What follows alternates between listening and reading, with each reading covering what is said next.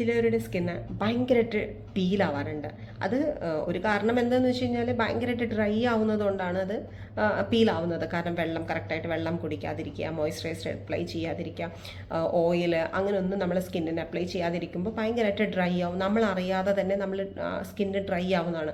കാരണം മിക്ക ആൾക്കാരും AC-ലൊക്കെ ആയിരിക്കും വർക്ക് ചെയ്യുന്നത്. അപ്പോൾ അങ്ങനെ നമ്മൾ അറിയില്ല നമ്മുടെ സ്കിന്ന് ഡെയിലി ഗ്രാജുവലിയാണ് ഒരുപാട് പീലിംഗ് ഫോമിലേക്ക് സ്കിൻ എത്തുന്നത്. പക്ഷേ നമുക്ക് അതിനൊരു റെമഡി കണ്ടെത്താം. അതായത് കടുകെണ്ണ, ചെമ്പരത്തിപ്പൂവ്, പിന്നെ അതുപോലെ റോസ് പെറ്റൽസ്. ഇത് കടുകെണ്ണ നന്നായിട്ട് അടുപ്പിൽ വെച്ച് ചൂടാക്കിയതിന് ശേഷം ഇത് രണ്ടും ചെമ്പരത്തിപ്പൂവ് ഇടുക, റോസ് പെറ്റൽസ് ഉണ്ട്.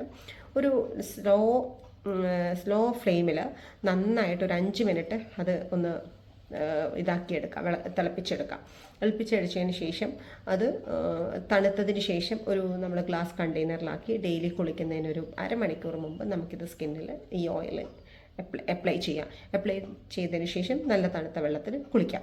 അപ്പോൾ നമുക്ക് വന്നിരിക്കുന്ന ആ പീലിങ്ങും പോകും, സ്കിന്നിന് കുറച്ച് ഗ്ലോയും വെക്കും, പിന്നെ നമ്മുടെ സ്കിന്നിന് നല്ലൊരു മോയ്സ്ചറൈസിങ് എഫക്റ്റും കിട്ടും. അപ്പോൾ ഇത് തീർച്ചയായിട്ടും നിങ്ങളിത് ചെയ്യണം. കാരണം മന്ത്ലി ഒരു പ്രാവശ്യം ഉണ്ടാക്കിയിട്ട് നമ്മളത് വാഷ്റൂമിൽ വെച്ചാൽ മതി. അപ്പോൾ ഡെയിലി നമുക്കത് അപ്ലൈ ചെയ്യാൻ എളുപ്പമായിരിക്കും.